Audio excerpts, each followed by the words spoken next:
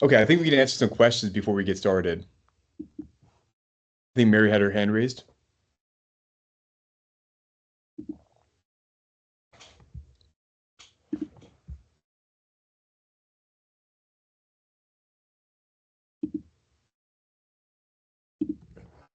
So while Mary's not here, why don't you scroll back up the chat? Sure. Because there's been a bunch of good questions there.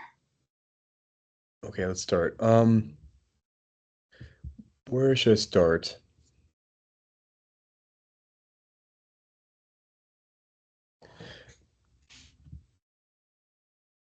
Okay, so yeah. So can I get a link to the slide sheet? Yeah. So Andrea, everything's actually already in the Google Classroom. And so we also have the inspection sheet on there. We have the material. So we have written material about how to measure all these different metrics. And so I definitely know it can be a lot, but everything should be on the Google Classroom. If you have any issues, please let me know. I think Doty linked to it. Let's see. Yeah, we'll cover how to do mite washes next week and where to buy everything and how to do the analysis and things like that. And Andrea mentioned, yeah, do you ever feed honey to the bees? Now I rarely feed honey back to the bees, especially if you're buying it from a different beekeeper. So if I'm pulling the honey, then I'm extracting it and then feeding them back sugar syrup if possible. But I usually leave a little bit of honey on to the colony. So it doesn't really make sense to extract the honey and then feed it back to the bees. So, if you only want to extract a few frames of honey and keep the rest on the bees, that's probably the best practice. And just like Heather said, so honey can carry American foulbrood spores. So you want to feed honey from other beekeepers. Yeah, so Dwayne mentioned, so what is bee color supposed to denote? So for a breeding program, some beekeepers like to manage Italian bees and Carniolan bees, and their clients and beekeepers like to have those bees of very specific colors. Now they can still be Carniolan, but maybe a lighter color, but they want to use as a sort of selection criteria for it. And so for you, um, I wouldn't worry about color unless you really want to measure it. I mean, it's something quick and easy to do. I never do it, but it's mostly for the queen producers.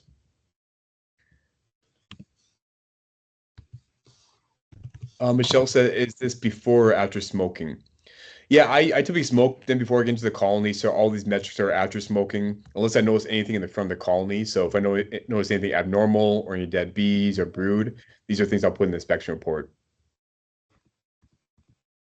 Just like Paul said, color can depend on the type of bees. So gives you kind of idea about the type of bees. But like I said, they're kind of all mutts, and so even if you have Italian bees, sometimes they can be a little bit darker. Okay, so Billy said any suggestions on where to find info on introducing queen cells to a queenless split? Yeah, so we will discuss this later on, and so we're talking about differences between a queen cell and a queen cage, how to introduce them. I can probably add maybe one of the later lectures we can talk about splitting and how to split a colony. Yeah, I kind of talked to more about it in the advanced level, but I'm happy to share the information with you.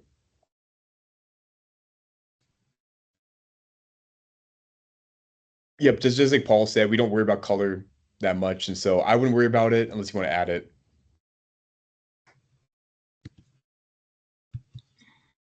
Yeah, so Amanda said, "What is bottle number?" So this is a situation where, we have these bottles that I send out to beekeepers and then they put bees in them and they send me the bottles back. And so I can look at the viral levels, I can look at nosema. And so this situation where maybe eventually we'll have our lab established where we can send you these sampling bottles so you can send your bees in those bottles, we can do analysis. And so in that situation, if we give you bottles like 1 through 100, you put bottle one there or 10 there or 100 there. And so I wouldn't worry about it too much.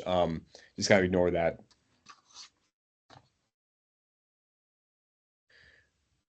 Okay, so my bees are definitely Africanized, so I'm planning to requeen. Never done that before though. So any idea where to look to find someone willing to help out a bit in Robertson County? And so if there's any beekeepers around Robertson County that might be willing to help out, like I mentioned, we'll be talking about requeening later on. Um, but yeah, it's really I think a lot of beekeepers think it's harder than it is. Requeening a colony isn't that big of a deal, and so I'm not sure if you're probably buying a mated queen. I'm assuming in a queen cage. Yeah, so it's pretty easy. You can just kind of remove the queen, keep it queenless for 24 to 48 hours, and introduce that queen that way. But we'll talk about it more in depth later on. And then Lynn mentioned just for new beekeepers. Yeah, we had the Central Texas Bee School this past Saturday. It was a fantastic event, and I do recommend going to a local club, going to some of these local bee schools. It's a really, really great resource. And so I know that there's some beekeeping 101 clubs or clubs that are doing beekeeping 101 courses. So I would try to find your area and maybe attend one of those, get some more hands-on experience. But one thing we are going to try to do is after the session's over, we have mentoring apiaries in Dallas, Houston, and San Antonio. And so maybe at some point we can kind of plan a day for you guys to come out and we can show you how to do an inspection if you guys are interested. Or you can find a mentor or a beekeeper that's close by. So Tara said, do you have photos, descriptions of hive collapse due to condensation? I might from my time in Minnesota and North Dakota. I don't have them with me, but I can find some photos of it. Yeah. Yeah. You can definitely see the signs of it. You can see, I guess a lot of moisture. You can see some molding inside the colony. Yeah. So I can try to dig up some old photos. I don't have them with me because I haven't seen any condensation issues here in Texas. Maybe some other beekeepers have, but the weather doesn't get nearly as cold as the Midwest. So Billy said splitting hives and introduction slash movement is something I'm interested in. That would be wonderful to review splits and adding queen cells. Yeah, Billy, I think we can add that. I gotta look at the schedule quick and see where I can fit that into. But yeah, we can definitely add that.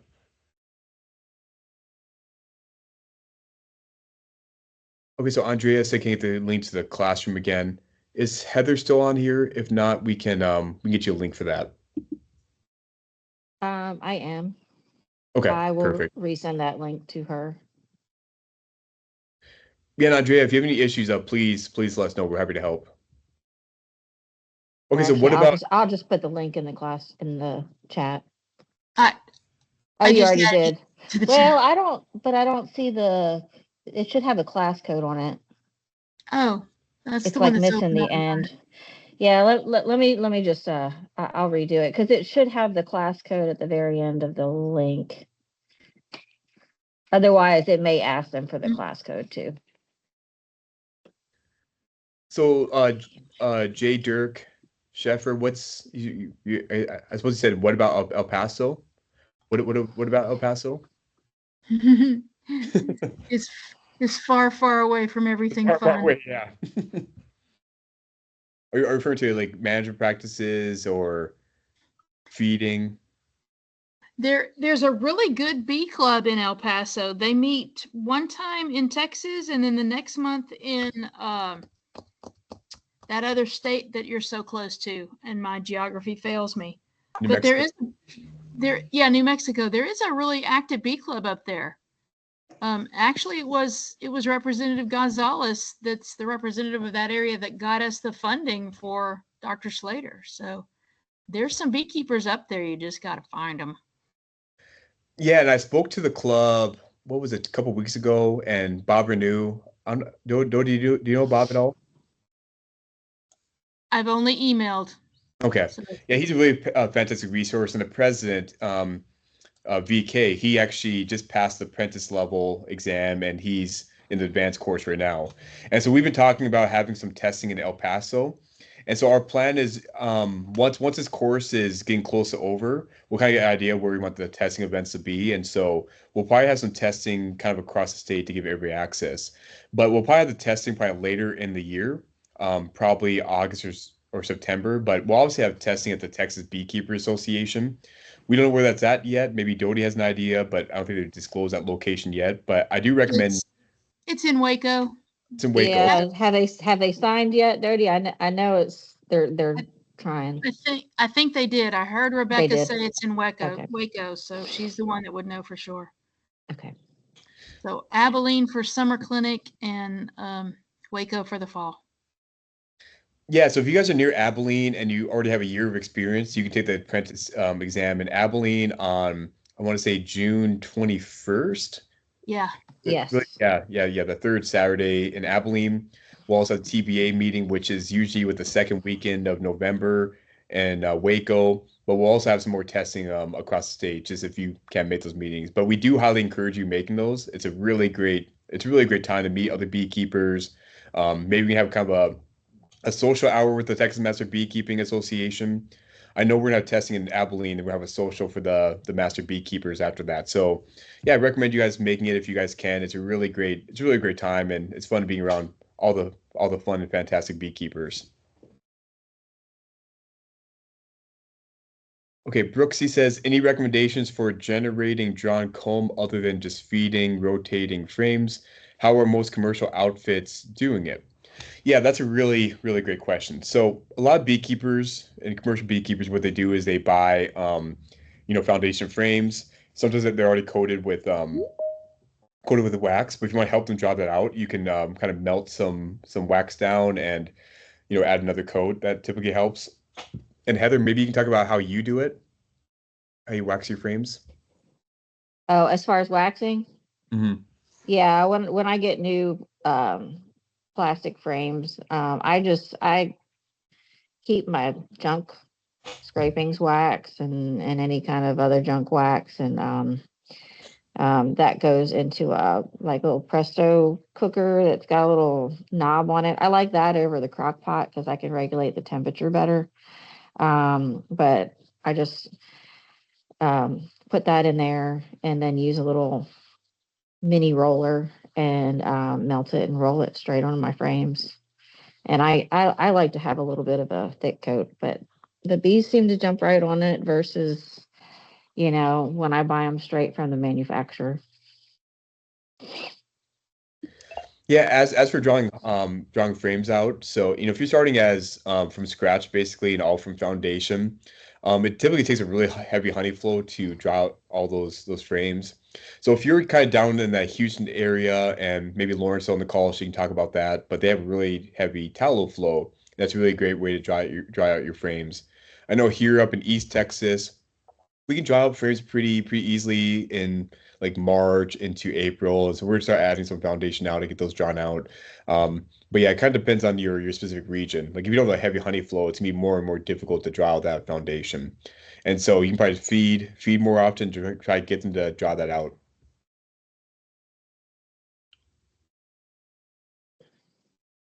Okay, perfect. So I think we'll get started here. So now we're getting into 11. So next we'll talk about sort of a year in beekeeping. So what management practices should you be doing during a year in beekeeping?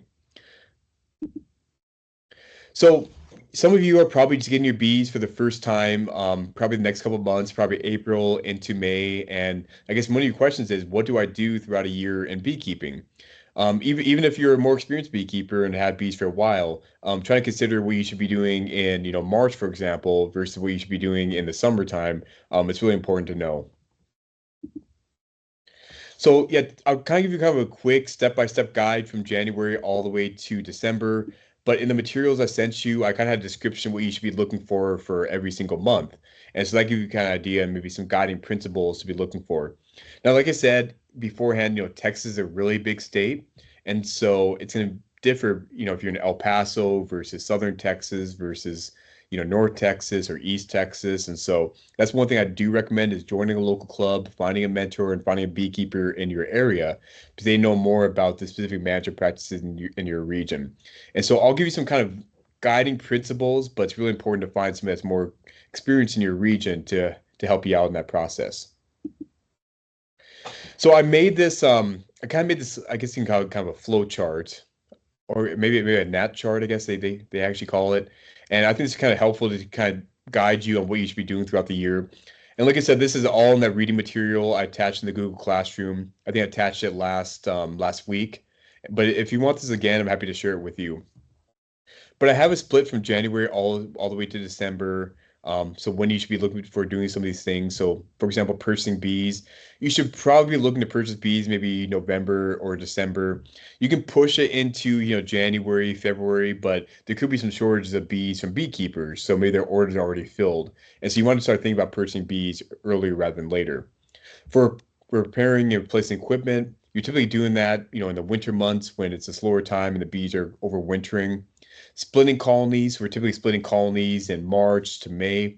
You can definitely split colonies later in the fall, but I typically split my colonies earlier on because if you split them too late, they may not be able to make it through the winter. And so I do some fall splits, but I typically recommend trying to split earlier rather than later. Producing, replacing queens, typically this is happening in the spring, but that doesn't stop you from doing it later in the year. Checking for swarm cells.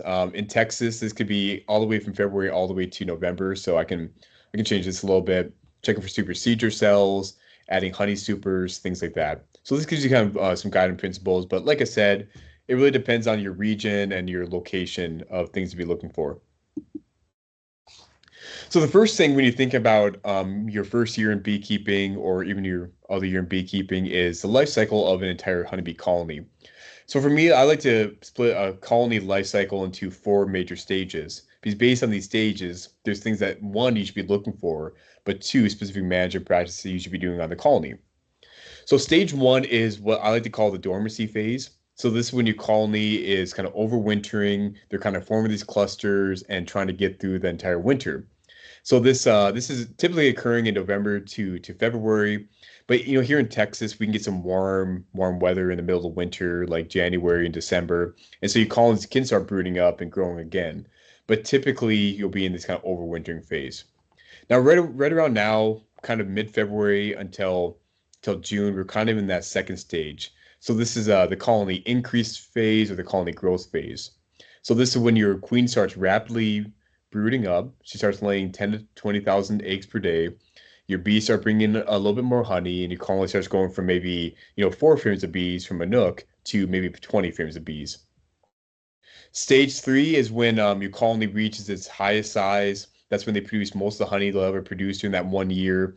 And that's when your colony begins getting smaller and smaller. And then we get to stage four. So they're going from maybe 20 frames of bees to down to 7 frames of bees so they can make it through the entire winter. And so stage four is kind of the preparation to go back into the dormancy phase. And so, like I said, each region is a little differently, but every single colony kind of goes through these four major stages. Now, colony size, this is your colony growth. So if you're looking at, their brood pattern and your frames of bees, they'll typically follow this trend where they starts growing and growing in stage two, reaches biggest size during stage three, and then getting smaller during stage four. For your varroa population, your varroa numbers, which I'll talk more about next week, they typically grow with the colony, so this red line, but they lay behind the colony. So as your colonies get bigger, your varroa levels are getting bigger too. But by the time you kind of leave stage three and your colony gets smaller, your varroa levels kind of surpass this colony level. And that's where you start having the big issues in stage three going into stage four. So it's really important to kind of knock down this curve so it's not growing as fast and with the colony because if your varroa levels are really high and your colony is getting smaller, that can kind of exasperate and cause really huge issues with varroa. Now, for some of these pathogens, so I mentioned some of these stress-related pathogens like European foul brood, chalk brood, sac brood. We typically see this in stage two because as your colonies are growing and as you're trying to use all these resources for development and growth, that stresses out the colonies. And so you typically see a lot of these pathogens occurring during stage two. And then nosema, which is a gut spore, you typically see this in the fall. We'll talk about more about this next week, but this is something you probably won't be measuring, but something to keep to really consider that it typically spikes in the fall. Okay, so during colony dormancy, right, December to February, what should we be looking for as a new beekeeper? So Molly Keck last week talked a lot about bee equipment and things you need to get started during your first year. And so if you are getting bees here in the next couple months and don't have your equipment yet, this is a really great time to buy new equipment and get everything ready for when you buy your nook or your package or your full colony. And so even if you've been beekeeping for a while, it's important to kind of repair your woodenware, buy some more frames, get all the equipment ready. Now for bees, you want to, like I said, buy bees maybe around November, December, January. So you make sure that the bees have or the beekeepers have bees available that you can actually purchase. I do know a lot of beekeepers that still have bees available, but they're getting to sort of slim pickings. So you want to try to order them sooner rather than later. I do recommend buying two colonies minimum it's really good to have two colonies next to each other. So if something happens in one colony, you can help supplement the colony to help it grow and survive. So, if you are starting with one colony, I do recommend trying to get two colonies if possible. Then buying smoker and smoker fuel, so making sure to always have a smoker and having fuel for it. You don't have to buy fuel if you don't want to. You can use a lot of different things as we talked about last week. But fuel is a really important thing to have on hand. So you're ready to do your inspections right away. Making sure to have a hive tool to, open up the boxes and do an inspection, and then having all the proper PPE. So the bee suits, gloves, boots, and everything. So yeah, December and February is a really great time to do all this before your colony needs attention and inspections. Okay, so that's kind of happening during stage 1. Now we get to stage 2 and into stage 3. And so this is when your colonies are growing and reaching its maximum size. And this is when you have some more management intervention to prevent one, your row levels from getting really high, two, to prevent swarming, and three, to make sure you have enough supers on for your bees to store honey into. And so this is a really important stage for bee management. So most of your management is going to be occurring at the stage 2 or 3. It's really important to know what you should be doing and how you should be doing it. So kind of briefly touch hive inspections. I know we talked about that last week or about an hour ago, but yeah, I try to inspect my colonies, twice a month, maybe once a month, depending on the time of the year. And so I typically start my inspections right around now. So we did our first inspections for our major inspections last week. And so that kind of gives information about what our bees look like, whether they need more space, whether they need, supers or splitting, gives us all the information. I try to keep my inspections brief, so under 10 minutes if possible. But like I said, if you notice any issues, maybe like queenless or any brood diseases, you might want to do a more thorough inspection to identify the issue. But the things I'm focusing on is queen health, so how's the queen doing? I'm focusing on my varroa levels once a month. I'm looking at colony health, so I'm looking at frames of bees and how big the colony is. Is the brood pattern good? Things like that. And then I'm looking for a need for space. So do I need to add more boxes and things like that?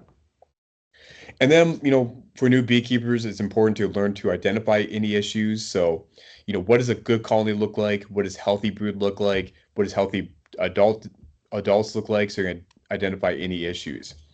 And then I do recommend using the hive inspection report. So keeping good records. And, one thing I would love for you guys to do is, get those hive tags and send me your inspection reports, your inspection sheets, and we can send you a personalized report about based on what your colonies look like. So we can tell you, this is what your colony looks like, this is what it should look like. These are the things that you should be looking for this time of the year. And so if you provide us all that information, we can give you a report every single month. And I'll talk about that more next week once you have the colony tags ready and I have the report and what it's going to look like. But, even if you're doing your hive inspection reports, yeah, send them our way and eventually we'll have a portal for you to submit data. But for now, just email me and Heather and we'll keep track of everything. So yeah, I always look at the hive entrance first. So looking at, is there good flight activity? Is there bearding? Is there a bunch of dead bees in the front? I'm taking out the cover and applying a few puffs of smoke. Then moving any supers off and getting down to the brood boxes. Then remove the outermost frame or frame feeder so I can get more room to move those frames over to inspect the two middle frames with all the brood, because all the diseases and things you're inspecting will be occurring on those two frames. Make sure not to crush a queen, and then once you're done, close the hive carefully. And one thing for a lot of beekeepers, if you see eggs, that's a sign of the queen. So you don't always have to find the queen. So if I see like an eggs like this and the really young larvae that look like this, so about the size of a grain of rice, this is a sign that there's still a queen in the colony. So you can say, okay, I found the queen, the brood looks good, the colony is large, so I can just cover it up and then move on. So as a bee detective, right, the first thing you're looking for is there a healthy queen? So if you're seeing a lot of eggs, so these are kind of size of a grain of rice, and this can be really hard to see, especially as a new beekeeper. So I always try to tilt the frame up to light to see kind of reflection. And I will say, once your foundation is recently drawn out, it's a lot easier to see these. But as this kind of yellowish, whitish comb gets darker and darker, it gets more and more difficult. And so I always try to bring maybe a light or bring it up to the sun to make it easier to find the eggs. But if you don't see any eggs, you see, really a bunch of queen cells, that's a sign that your queen isn't healthy or not present in the colony, and you might want to queen or do some sort of management to get a queen back in the colony. Next thing you're looking at is the brood. So knowing what healthy brood looks like, so you can diagnose unhealthy brood. So is the brood kind of this white pearly color? Is it kind of glistening in the sun? Is in this clear C shape? That's a sign of really healthy brood. But you also have all the stages of brood. So you have everything from egg to, first instar larva to fifth instar larva. Because if you see any disease brood like this that looks abnormal, so not in that C shape, not that white pearly colored, you might want to do some more management intervention with that. And this also, like I said, with tweezers, I always bring tweezers out so I can pull them out to see what they look like actually in the sun. So I always look at my real levels once a month, and so I typically start in March and go on to September, so I know what my mite levels look like. So even if you're doing a breeding program, even if you're buying resistant stocks from beekeepers, it's so important to know your real levels because if they truly are resistant and your mite levels are low throughout the year, then that's great. You don't have to worry about any treatments. But if the stocks aren't as resistant as they're sold to be, or if their mite levels get really high, that means that they're probably not as resistant as you think they are. You might want to manage them and maybe get new stocks in the future. And so I always kind of manage my viral levels and monitor them regardless. We have a breeding program here, so we'll be selecting for viral resistance. And so it just tells us kind of how low our viral levels are and which colony we should breed and select from. Next thing I look for are any queen cells. So these are the three major types of queen cells, and I show this picture a lot, but it's really important for beekeepers to know what queen cells look like and what the different types of queen cells are. So this situation where the beekeeper accidentally killed the queen, and so during a mite wash, and so as you can see, there's a lot of emergency queen cells because the colony is really rapidly trying to raise queens before those larvae get too old and are unable to become a queen again. And so you see a bunch of queen cells right here and a bunch of nectar that's being stored. That's a sign of emergency queen cells. You also won't see any eggs in this situation. But if you see a few eggs and you see a queen in the colony and you see a few of these cells like this, that's a sign of a supersedure cell. Now, supersedure cells are typically a little bit longer than these emergency queen cells because they can kind of pick and choose which larva they want to raise into a queen. In this situation, emergency queen cells, the bees are basically taking any larva possible and raise those into queens. So sometimes those are a little bit smaller and those won't be as good as queens. And so in this situation, you might want to purchase your own queen and raise your own queens because these could be a little bit smaller. And then we have swarm cells. So these are the ones on the bottom of the frame. If they're open like this, that means that the queen's already emerged and is one about to swarm, or two, or one is about to swarm, or two is already swarmed already. So if you see open queen cells like this, it might almost be too late. But if they're closed like this, and you don't see any open queen cells, that's a sign that your colony hasn't swarmed yet, and you have kind of a slow chance to take care of them. Oh, okay. The next thing I look at is the bee space. So you have to know do your colonies need space or not? And so this is gonna be really important this time of the year. So if you have colonies that are leaving the winter and starting to brood up, I know our colonies need space already, so we're gonna add some more space here soon. But the advice I typically get is if you have 7 frames of bees or more, this is a good situation where you want to add boxes. So we showed this graphic beforehand, and I think I said 8.5 to 9 frames of bees. Actually, I think I said 9.5 frames of bees. So in this situation, there's more than 7 frames of bees, 7 frames full of bees. So in this situation, you want to add another box. But if you see a colony like this, where this is maybe, I mean, I'd probably say like 2 frames of bees tops. You don't want to add more space because that stresses out the bees more. Because if you add another box to this colony, for example, those bees have to move up to the other box, clean it out, prepare it, and that stresses out the bees a lot more. So you want to, one, make sure there's enough space, but you don't want to have too much space in your colonies. And sometimes if you have some boxes that are full of honey, that's okay to keep on your colony. That's not that big of a deal. But if you're adding just like foundation or drawn out comb, that's a situation where you don't want to add those boxes. So the question is feeding required, and we'll talk about feeding in probably late March and when to feed and how to feed and things like that. But as a bee detective, one thing you can look for is one, is your honey stores. So you see a lot of frames like this with capped honey or capped syrup, the sign that they probably have enough feeding and syrup. You can definitely feed more, but you don't want to overfeed because if they have no place to store that feed, then they'll store it where the queen's laying, and that'll cause your colony to not grow as fast and eventually crash. Also, you want to look at the pollen stores. So do you see a lot of this yellowish, purplish, pollen color? I know here in East Texas, we have a lot of pollen coming in, and we have a lot of frames full of this pollen, and so that's a good sign that they're bringing in a lot of protein. But like Heather mentioned, kind of the beginning of the presentation, they may be bringing a lot of pollen from the trees, but they may not be producing as much nectar. And so in this situation, we definitely wouldn't feed a protein patty because there's definitely more pollen, and bees prefer natural pollen. But we might want to feed a few gallons of sugar syrup to provide them some of that sugar resources. And so really just kind of look at, do they have stores of honey and do they have stores of pollen? Now, we'll say here in East Texas and maybe parts of Texas, we don't have to feed as much protein. So the commercial guys tend to feed more protein, but they're kind of managing bees in environments where there's not much protein. So, if you're in an area where your bees aren't bringing pollen, they're not storing it, so you might want to bring protein patties. But, if you see a lot of this, then it's kind of unnecessary to, provide protein. Here's a hive inspection sheet again. So once again, it's on the Google Classroom. And so as you're doing inspections and you have questions, I'm happy to help you out on this. And once you fill it out each month, just send it my way. I'm happy to produce a report for you and send it to you each month so you can see how the colonies looked and how they should look. Okay, so when you think about understanding the colony life cycle, right, most of the management's happening at the stage 2, stage 3. So during the period of March all the way into August.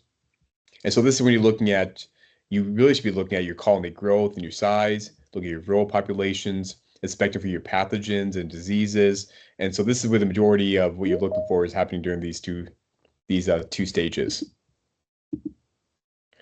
Okay, so stage 2 priorities. So maybe you have bees already. What should you be looking for and what should you be doing? So my priorities, and depending on your region, you might have different priorities, but the 3 things I'm kind of prioritizing management wise is 1, my varroa control.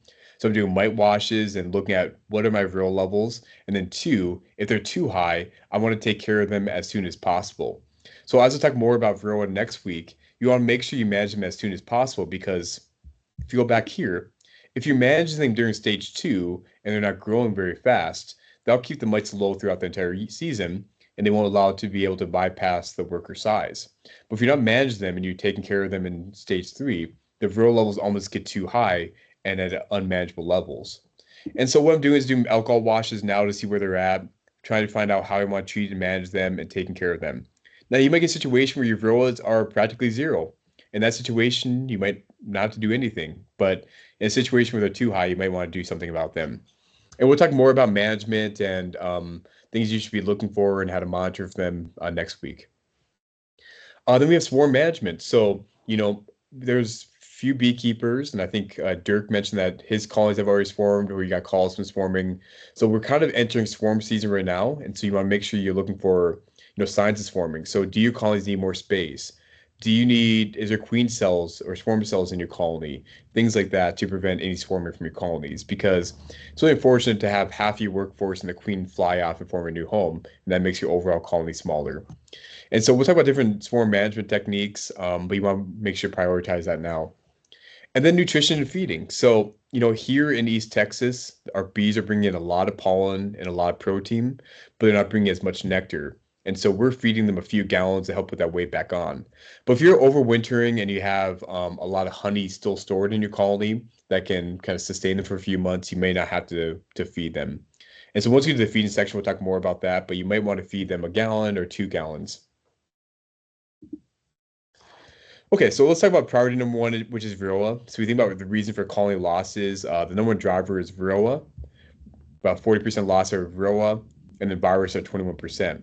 And a lot of these viruses are transmitted directly from the varroa. So we think about things you need to prioritize. About 60% of the colony losses are from viruses and the varroa that are transmitting them. And so this is really the number 1 priority you should be focusing on as a new beekeeper. And when you get your first colonies, you might want to manage them as soon as possible and make sure that they're low. And if they're not low, you might want to manage them and take care of them. Okay, so a little bit more about varroa. So, varroa infestations can lead to colony losses and also reduce honey production. And so a lot of you are buying bees maybe for the first time, and you know how expensive it is to buy bees each year. I think the typical nuke is somewhere between 200 to even $300. And so if your bees die from varroa, that's a huge cost for you to replace your bees every single year. So if you're managing your varroa and your colonies are growing and getting stronger, you can simply split those colonies and make more. And so it's a really great way not to spend money. But if you're losing colonies every single year, it can be extremely expensive. And so you want to make sure you keep your varroa levels low so that doesn't happen. Varroa also suppress the immune system of bees. So when I talk about co-infections such as European foul brood, if you have more varroa in your colonies, that will suppress the immune system and leads to more of these diseases. So here's kind of the typical life cycle of the varroa mites. So they start at this phoretic stage where they're living on the back of the bee. The bee is basically transporting throughout the colony and even between colonies. So this is one situation where the varroa can, spread. Now, one thing we'll talk more about next week is mites are really smart. The varroa mites are really smart in that they jump into the cell right before it's capped. Because once they're capped, it's really hard from one, the bee to find the mites and remove them, but also two, there's no treatments that work and penetrate the brood and kill the brood. And so, mites are really, really smart about hiding away from the bees and the treatments. So once the larva is right about to be capped, they jump into the cell and then the workers cap that cell. So they're hiding. Then once they form a cocoon and then form this pre-pupa stage, they start feeding on the pre-pupa and they start kind of growing and getting ready to produce eggs. Once the larvae reach the pupa stage, they start laying eggs, typically a male and a female. Those siblings, the male and female, will mate and then produce more mites. And they repeat the cycle once again. And so when you're alcohol wash, we're looking at how many mites are on the phoretic stage. But just know if you have any brood in your colony, there's still going to be mites hiding in those cells. So if you have a lot of frames of brood, you have a really great brood pattern, and your mite levels are, really low, just know that there's still mites in the colony. You just can't see them. These are what the mites sort of look like. So this is adult mites. So this is the one that you'll see on the back of the bee. But these are the different mites that you'll see inside the cells if you ever open them up and look at them under a microscope. So you see the larva, which looks kind of like this. The protonymph, which is a kind of a really young developing mite. Then you see kind of a developing, female, and then the males are quite a bit smaller. And so what will happen is this female will lay a male and a female. The male and female siblings will mate with each other and produce more mites. So varroa management, what are the steps? One is understanding the life cycle. So just know that as your colonies get larger, your mite levels also increase. And so you want to make sure that you're managing your mites earlier rather than later. So being more proactive instead of being reactive, because if your mite levels get really high, one, they become harder to treat and manage, but two, you're gonna have more viruses in your colony, and that's gonna lead to more issues. Two is to monitor. So one way to understand the life cycle is to monitor your mite levels once a month. So starting from March all the way to September if possible. And then treat and manage them if they get too high. If they're low, that's great. You don't have to worry about them. But if they get too high, you might want to treat or manage them. And so we'll talk about different management strategies, but there's, chemical strategies or even non-chemical strategies. So we'll talk a lot about this more next week, but I typically use a threshold of 3 mites per 100 bees. And so as you do alcohol washes, we use these very specific thresholds. And if they're more than 3 mites per 100 bees, it's a sign you might want to treat and manage your mite levels. But I would not rely on visual observations. So let's say you open up your colony and you see a few drone brood like this and you see mites on them. That's not an accurate way to know your mite levels. It might tell you that you might want to do more inspections, but I wouldn't rely on this to know how high your mite levels were. We have clear thresholds and clear management thresholds, so I would rely on those. So yeah, these are 3 different monitoring methods, which will go in more detail, but monitoring them once a month is really important. So whether you're doing powdered sugar roll, even though it's less accurate, at least you're monitoring your mite levels. The alcohol wash is the gold standard and the most accurate way, about 99% accurate. So you can, if we are relying on this threshold of 3 mites per 100 bees, this is the best way to know your thresholds and know when to manage your mite levels. And like I said, it's really important to sacrifice your bees. So it's better to sacrifice 300 bees rather than 20,000 bees. And, like I said, you really want to prevent colony losses. And I always view it as a biopsy. So it's really important to, sacrifice your bees. But if you want to use a method like powdered sugar roll and CO2 because you don't want to kill your bees, you can definitely do that. Just know that they're less accurate. These are different varroa IPM, right? So the best thing to do is buy resistant stocks. But even if you're buying resistant stocks, Even for our breeding program, we monitor our mites as often as possible, so to verify they are resistant or not. Because as we talk about mating process, the queens fly out 5 miles away, and you don't know who the males that she's mating with. So if she's mating with males that don't have these resistant genetics, then those are more likely to have basically some of these varroa related diseases. And so even if you're buying, resistant stocks from a beekeeper, it's really important to monitor your mite levels. There's some mechanical methods you can do to manage your varroa levels. So you can remove drone brood, you can cage a queen, and things like that.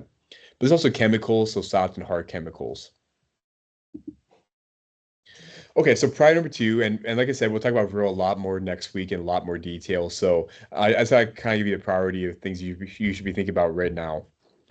Number two is swarm management. So the 70% rule or 7 out of 10 frame rule is what I use.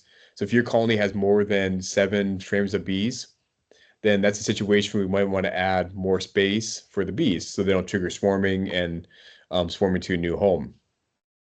Another thing that can trigger swarming is a lot of resources. So if you're in an area with a heavy honey flow, like a tallow flow or certain areas where they have a really heavy honey flow, they can grow really quickly and store those resources in place where the queen's laying eggs. And so they start kind of backfilling that nectar into where the brood box where the queen's laying eggs. That's a sign that could lead to swarming eventually. So you might want to add more space or potentially remove any queen cells. But even genetics, so some stocks are just more likely to swarm than other ones. So just know that when you're purchasing queens, there could be differences. So this is what swarming looks like, and we'll talk more about this during our swarming section. So once the colony prepares a swarm, they fly off, they do these orientation flights around the colony. It kind of looks like robbing, where one colony, their bees are basically stealing a resource from another colony, but they're typically, what's different is they're actually swarming and flying above the colony. But what they're doing is basically orienting themselves and trying to find a new temporary home.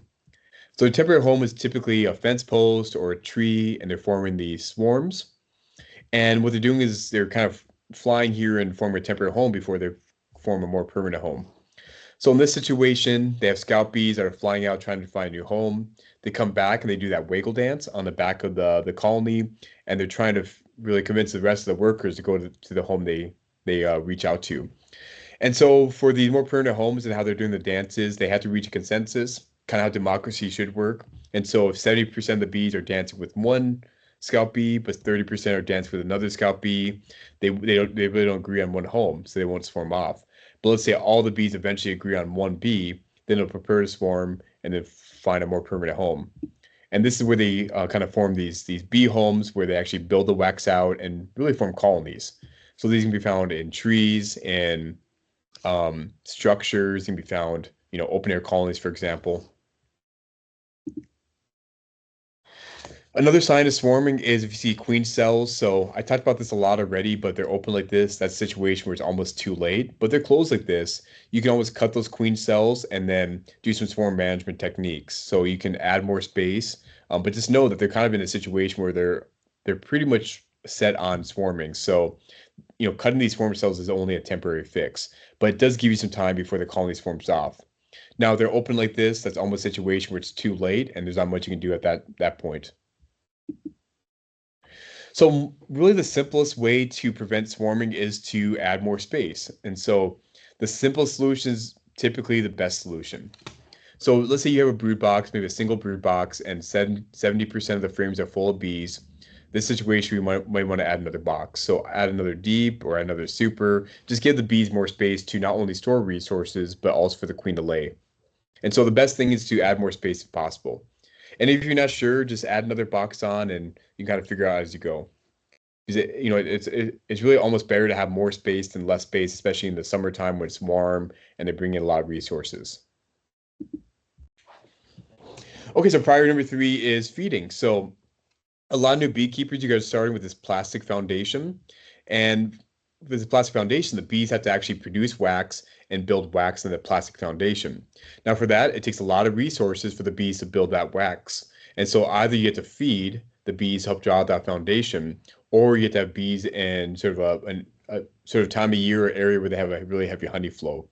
And so for now, our bees will probably start drawing out foundation here pretty soon. One way to know whether your bees are ready to draw a foundation is if you start seeing a lot of drone brood. So our colonies have a lot of drone brood, and that's a good sign that they're bringing a lot of resources because they're starting to invest into the males. So if you see a lot of developing drones or emerging drones, that's a good sign that your bees are ready to start drawing out foundation. You might want to feed just stimulate brood production. So, if you want to kind of get your colonies to brood up a little bit more and grow faster, you can feed them to a 1-to-1 sugar solution. You can feed them maybe 1 to 2 gallons in the spring, maybe more depending on what they want. But another situation where they need feeding is to prepare for the winter. So if you're pulling up the honey and you're extracting the honey, you may have to feed them more sugar to have enough weight on to make it through the winter. And yeah, like I said, we'll talk more about this during the feeding section. So here's some kind of feeding options. So I typically do a 1-to-1 sucrose solution. You can buy, bags of sugar and or you buy bags of sugar and you mix it to a 1-to-1 sugar solution. And that's a really great way for the bees to brood up and store that honey. And so that's what I typically recommend. But you can go to any bee supply store and they can sell you the buckets of basically pre-made sugar. So it's kind of up to you. Protein patties, especially here in Texas. I know in East Texas, our bees bring in a lot of pollen from the trees, especially in the spring. So, providing protein patties really isn't necessary for us. Now, we get a situation during the summertime when they're not bringing a lot of pollen and they don't have a lot of pollen stored in their colony. We might provide them some protein patties, but you typically don't want to feed them a full protein patty, especially here in Texas, because they don't really consume as much as they do sort of in the Midwest, for example. So I typically split this into thirds or fourths and feed them a small amount because if they don't consume that pollen patty within a week, the small hive beetles will start growing on here and living on here, and it gets pretty gross. So when is feeding required? So one way to tell whether feeding is required is a poor brood pattern. So if your bees don't have a lot of pollen, a lot of nectar, then the workers might actually go in and cannibalize the young developing brood because the bees know there's not enough resources for the eggs that the queen's laying eggs. So the bees will go back and cannibalize that.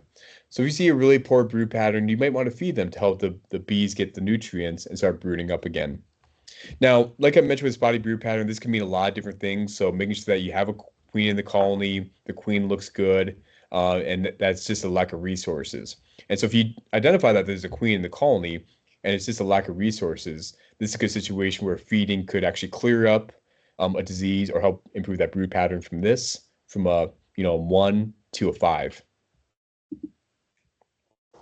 When not to feed, so if there's no space at all, so you have a lot of frames like this, a lot of honey stored, and your bees are bringing a lot of pollen, it seems like they're bringing a lot of nectar. This situation where feeding isn't necessary, but if you see a lot of space, your colony is really light, this situation you might want to feed to help the bees out. Also, if you see a spotty brood pattern. But remember that if you overfeed, and let's say this is a place where the queen is and she's laying eggs, if you overfeed, the bees will go back and store all that nectar where the queen's laying eggs, and that's called backfilling. And so if your bees are backfilling, that's a good sign that you're overfeeding. And one way to clear that up is by simply adding another box with empty frames because the bees will move that nectar up because they want to have a space for the queen to lay. Okay, once you get to stage 3, so this is during July and August, this is a time for honey extraction. So the situation, we want to pull your honey supers off and extract the honey and, whatever your plan is. So whether you're going to bottle it for yourself or bottle it for a farmer's market or for your friends and family, it's the perfect time to pull off your honey and start extracting. So I think here we typically start pulling honey probably late July, early August. You can push it back a little farther, but it's kind of up to you. It kind of depends on your region. So that's one reason I would talk to a local beekeeper. Okay, so when you think about, stage 2, which is March to June, stage 3, which is July and August, right? What are your 3 priorities? One is rural management and rural monitoring. Number 2 is feeding and nutrition, so making sure they have enough food and nutrition. And then 3 is swarm management and swarm prevention. Now, once we get to stage number 3 or 4, this is when your colony is getting smaller, and this is where your bees are preparing for the winter. So they're going from these really large colonies, these large honey-producing colonies, and going into stage 4, where they get smaller and get ready to go into the winter. And so with stage 4, there's some certain priorities you need to look at to make sure your bees are ready to go through the winter. Now, one thing I'll kind of note here is that, I've mentioned that bees live 21 days. during the summer months, but they actually start living 3 to 6 months during the winter months. So they're kind of transitioning from short-lived summer bees to long-lived winter bees. So you want to make sure your winter bees are healthy, strong enough to make it through the entire winter. And one thing you should also note is one reason that, honeybees hoard and store so much honey is because they're using that honey to make it through the winter. So all bees produce some sort of nectar, honey type syrup, but bees hoard that honey because they're trying to have enough resources for those 5 to 10,000 bees to make it through the winter. And so if you're removing honey, just remember that to add more syrup back to help them make it through the winter. So as your priorities, you really have three major priorities. So one is viral control once again. So when you're looking at this, right, if your viral levels are really high, they can surpass your colony levels, and this is when your viral damage causes the biggest issue. But also, if your viral levels are really high, that could impact the worker bees as they're transitioning from summer bees to winter bees. So we know that if your viral levels are really high, and they're transmitting deadly viruses and it's impacting the bees, they may not be able to live throughout the entire winter. And this situation where you have bees that are kind of short-lived and crash in the middle of the winter. So you want to make sure that your row are under control. Now, this should really begin during stage 2, like I mentioned, like right about now. But if you don't take care of them, they can really high. You want to make sure to try to take care of them as much as possible. Then we have feeding. So this situation where if you're pulling honey, you might want to feed your bees to put that weight back on. So, instead of feeding a 1-to-1 sugar solution, we typically recommend feeding a 2-to-1 sugar solution. The high concentrated sugar just allows the bees to kind of hoard that honey and have it ready and prepared for the winter. Now, just remember that the bees are processing this, and so, they're adding enzymes and things to the sugar solution to help them make it through the winter. And so it's not exactly like honey, but there's bees are still adding a lot of things to the nectar to help them make it through the winter. And then we have wax moths. So wax moths is a really big issue. So if your bees die or you're really small, the wax moth can move in and cause a lot of damage. And so in this situation, you might want to combine colonies, like a really weak colony with a strong colony, or if your colony dies, you might want to treat the colonies by either freezing the frames or using paramoth to keep the wax moth at bay.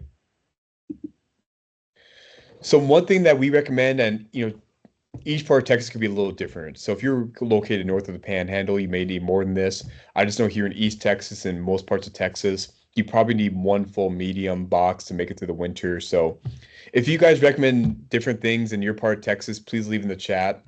So, but I know for most parts of Texas, if you have one full medium frame, that should be enough to make it through the entire winter. If your stores get really low, that doesn't stop you from adding like a sugar brick or a fondant during the entire winter, but it would just really suck to have to inspect your colony when it's 20 degrees outside and add the sugar.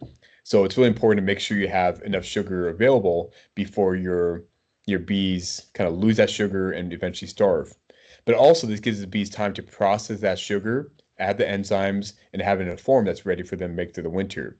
So if you're using sugar bricks, they're not gonna have time to process that honey in the best way. And I'll talk about that more in the feeding section. Really the benefits of using this honey stored already versus using sugar bricks. Yeah, really the major priority is wax moth. So wax moth can really ruin all the comb, and like I mentioned, it takes a lot of sugar and a lot of nutrients to dry out all this comb. So you want to try to prevent that before it causes massive, massive damage.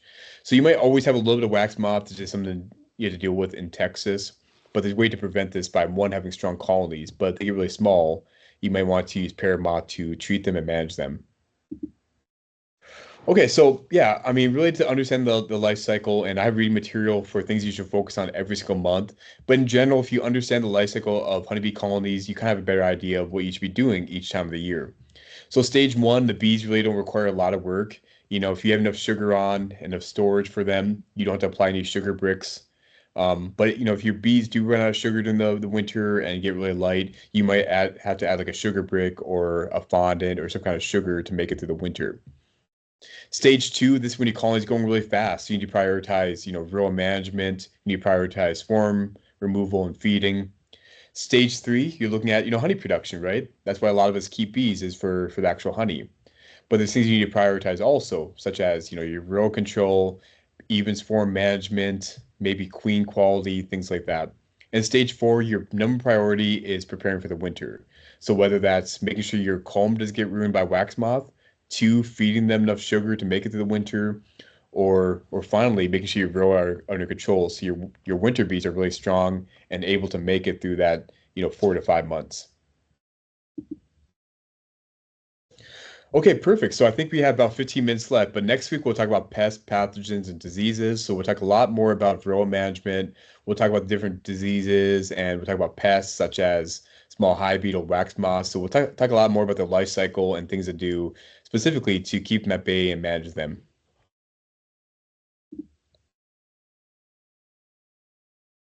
Okay, so I'm not sure if you have any questions in the chat.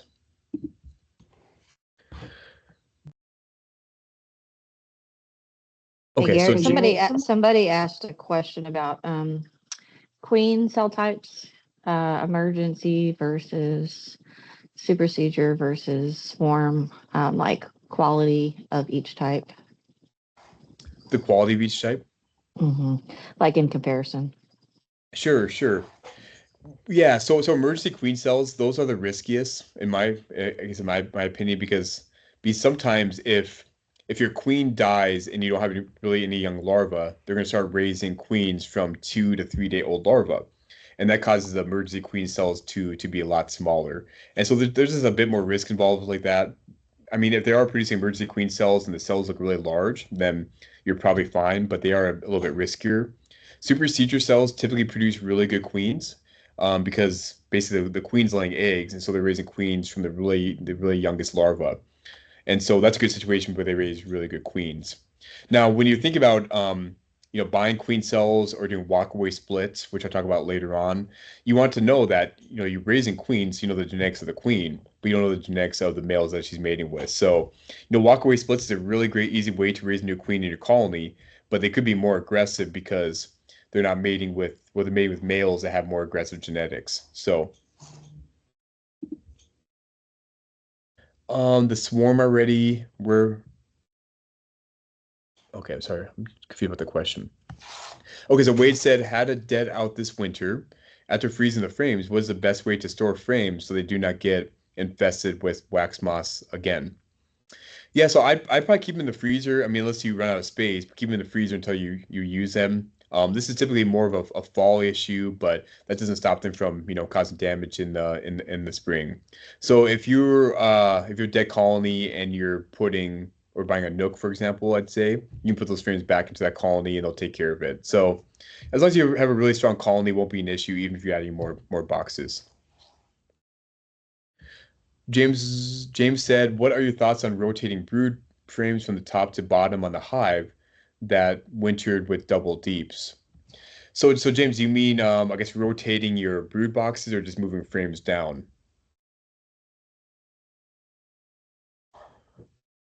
I'm assuming he means if you have honey on the top, moving those down. So it kind of depends. So if you went to the double deeps and your top deep has a lot of honey stored in them, you shouldn't have to worry about rotating them down and moving them down. I would just kind of keep it as is.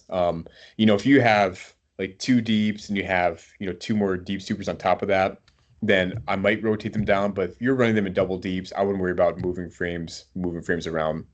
The only situation I'd move frames around is if the bottom brood box where the queen is, or maybe she's on the top one and she needs more space. I might add some empty frames in there for her to lay eggs. Yeah, Garrett, can you hear me? Yep, I can hear you.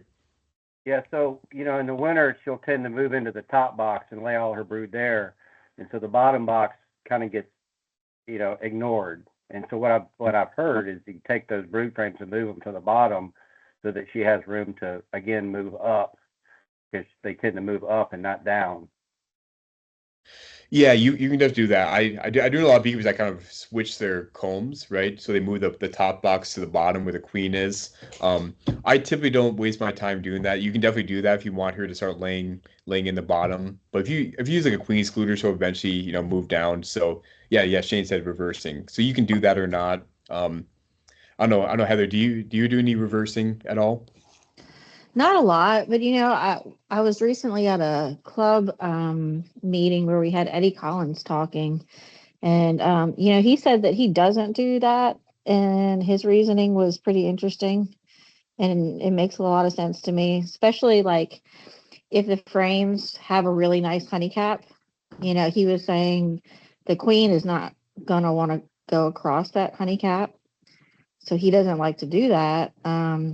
Same thing with putting like, when he puts his second deep on because he runs double deeps, he doesn't like to put it above. Like if he's going from one box to two, he doesn't like to put it above. If there's a really nice honey cap, he'll put it below, because then the bees will start like filling it with honey and not brood.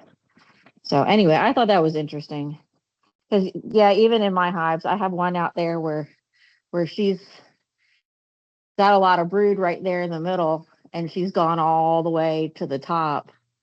But on the frames that have a really nice honey cap, it's got a honey above it. So anyway, I don't routinely do it though. The only situation where I typically reverse, because I mean you can definitely do that. It's definitely a lot of work. The only time I typically reverse, if I have a really small colony, a really large colony, I might switch their spots, and so those foragers will come back and make that other colony larger. You don't always have to do that because sometimes those workers are coming back and might have diseases. So that's the only situation where I reverse because it is a lot of work. Russ had a question about I had frames. Oh, sorry, Heather. You say something? Oh, I was just gonna say, but if they do get really congested up top, add more room. For sure, You for know, that sure. that that's the only other thing I was gonna add. Yeah, and if you're really concerned, you can always put a queen squid right there, and that'll push the queen down. She'll be kind of forced to lay in that bottom one, but over time throughout the year, they'll eventually move down and start laying in there, especially if it's a strong colony. Yeah, so Russ had a question. So I had frames with wax moth damage and old comb I had removed. If the frames are good, I pressure wash them and recoat them. Yeah, so what I typically do is I'll try to scrape off all that kind of waxy moth webbing and kind of scrape that off and put it back into the colony. The bees will typically clean it up and take care of it. You can pressure wash, you can scrape it all off if you want to. It's really up to you and recoat them. But there shouldn't be any issues. And then how long to freeze them? Yeah, so Paul had a really good answers. Yeah, leave your frames in for 72 hours or 3 days. That should be more than enough to freeze them and kill them off. Yes, Russet, on the rare occasion I reverse boxes, I use it as an opportunity to remove really old frames. Yeah, that's a really good opportunity to do that for sure. So Shane, how can we guarantee no adulterated honey while we feed sugar water and during nectar flow after freezing? What do you mean by adulterated honey? Like if you're feeding them contaminated sugar water? I think he's asking if you're feeding during the flow. My answer would be, well, you don't have your honey super on when you're feeding. Once your honey super's on, you stop feeding. I mean, I feed a little bit if it's like foundation, to get them to start drawing it out, but then I stop once they start drawing that foundation out.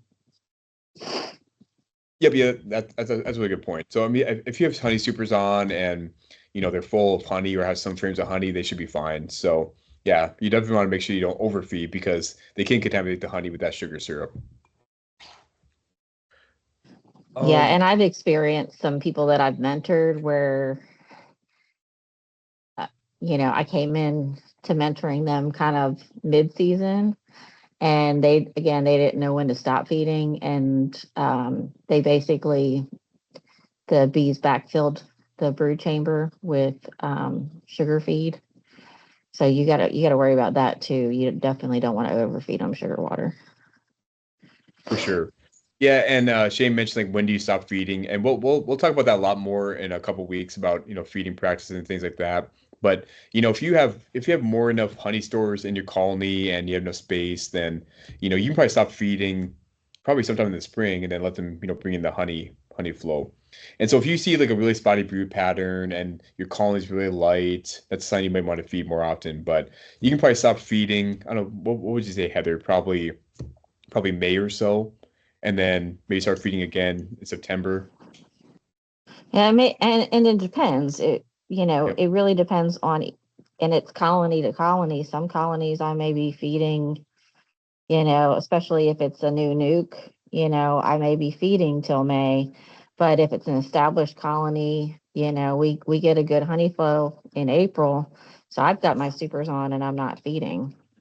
But, again, it depends.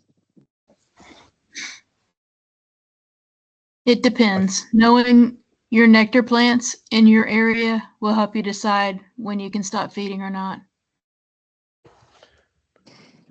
Yeah, and during your first year, I mean, don't go in them every 3 or 4 days, but go in your hives often and really just pay attention to what you see. Are they do you see nectar? Do you see, that glistening liquid in there? Are they bringing in nectar right now?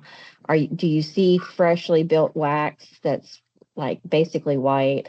Really pay attention to that your first couple of years, and it really helps you learn.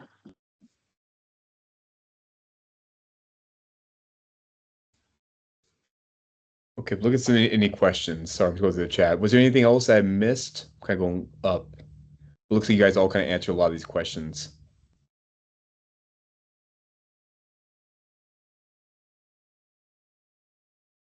Okay, yeah. If you have any questions I missed, just kind of put it here in the chat and we can go over it. Yeah, how can you tell the type of capped honey versus sugar water? Yeah, there's definitely a clear color difference. So the honey is typically that kind of white, that kind of bright white cappings, whereas the honey that's stored is kind of that darkest color. And so I'll show some pictures in the feeding section, but you can definitely tell some differences. But yeah, if they're bringing honey and you're feeding, that could be a tricky situation where it's hard to tell whether it's actually honey or adulterated with sugar syrup. It could be hard too if you have cotton, because cotton is a really white honey to begin with. So you can't really say that's sugar because it could be cotton. That's a really good point. Yeah. So it kind of depends on your floral sources, right? It all depends. It always all depends.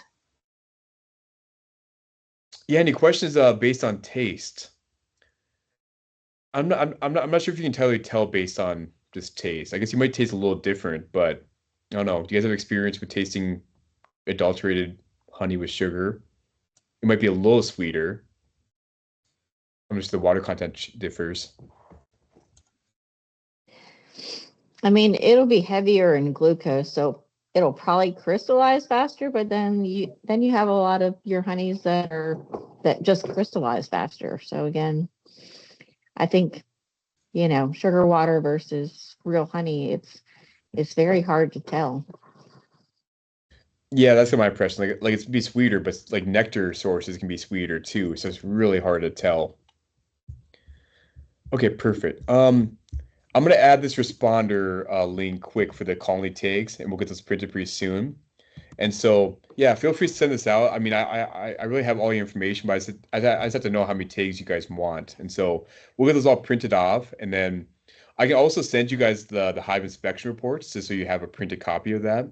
And then I'll give you more information about how to send the data to us during this first year. So, yeah, Amanda had a question about where to place orders on tags. Yeah, so I sent you this link. So please send Or, this.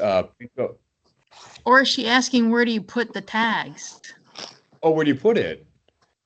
Like, Yeah, good because there question. was I was in the middle of a big discussion about, do you actually tag the colony, or maybe do you tag the position that the colony is? Because all these boxes in an older apiary, all the boxes and lids get moved around and changed up. Sure. Some people are starting to just tag a location instead of an actual colony. You could, or I mean, it's pretty easy to move the tag if you have to move it. So if you're doing reversing, I can show you where I put it. I guess I didn't have a picture. That's a really good question you have. Let me share my screen quick. So I typically put it on the bottom brood box, kind of this bottom right corner. So I take it right there. You don't want to cover the entrance at all, but you want to be kind of on the bottom part. So that's where I staple it. So I just get like a staple it in. It'll last here for a long time. But you also use a high tool to pry it off. So you want to move it. Now, if you want to make a sign, I guess you can make a sign if you want, or you can almost slide it underneath this inner cover. And so if you don't want to, staple into your colony, you can slide between the outer cover and the inner cover and keep it there. So it's really, really up to you.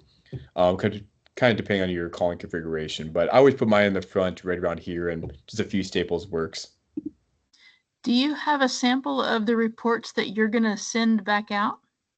I do, yeah. I'm finishing up right now, and I'll send it out to everybody.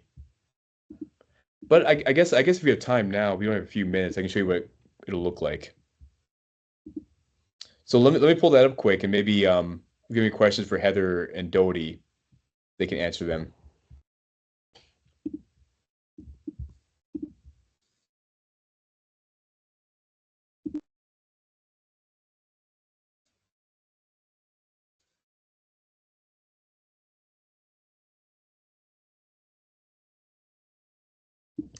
Okay, how about just send an email with it, just so you guys have an idea what it looks like. That'd be easier instead of having me That's dig cool. for it for 10 minutes. Yeah, that's fine. So we're going to be giving you our hive reports. How often do you want them? Is there some place where we like plug in the information or just email you the paper? Yeah, I'll send more information next week, by what the port looks Okay. like and the protocol and things like that. I just want a number of how many beekeepers are interested, and we get the takes printed off. So we just got our fancy take printer. Can't really see it, I guess, now, but we'll Yeah, start printing. Dodie, eventually we'll have it on our, like on our, I don't know what you call it, a website, Garrett, what we're Yep. having developed for the service hours. Yep. Mm-hmm.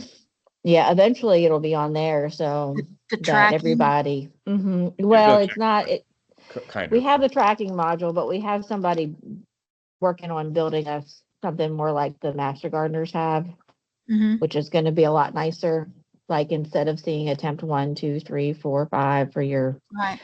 You'll public see service what it was. hours, you'll Mhm. you'll see it. It'll look a lot better. So And then you'll basically make your really own account. So I think this first year, we'll talk about this more next week, but you'll send us all the information and we'll keep track of it all.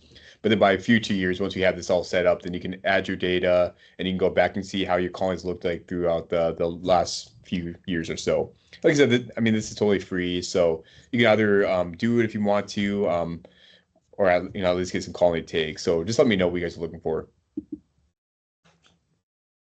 Okay, perfect. Well, so it looks like we hit 12, so I don't want to take too much of your time. So, yeah, like I said, next week we'll talk about varroa, pathogens, and diseases. And like always, if you have any questions, feel free to shoot me or Heather an email.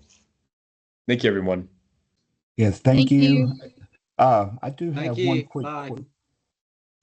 Sure. I don't know. Okay, I do have one quick question.